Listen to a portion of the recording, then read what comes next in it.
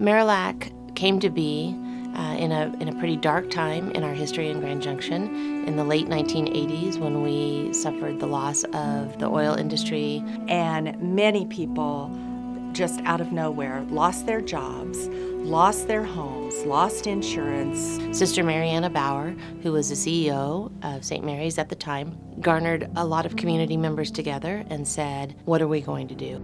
She and many community leaders really took an idea. The sisters had just started this mission clinic in Kansas, and they brought it to Grand Junction, Colorado.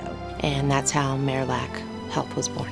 We were named after St. Louise de Marillac, who was really that patron of social work. There were a couple of paid staff, but mainly volunteers that came together to provide health care. We've always tried to work together to make sure that everyone has access to care. St. Mary's provided so much in-kind support over the years in the way of space, in supplies, in financial support.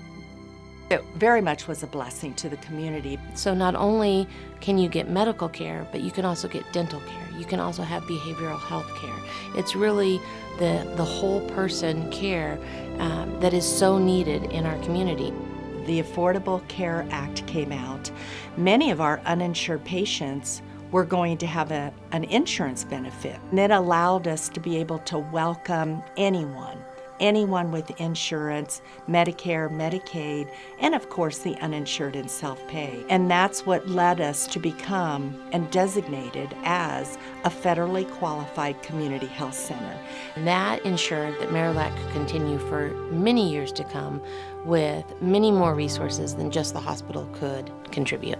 What's next for Marillac is very exciting. We are in the midst of building a 27,000 square foot health center. One of the things the sisters have taught us is how important the healing environment is, that they deserve a beautiful space to walk into.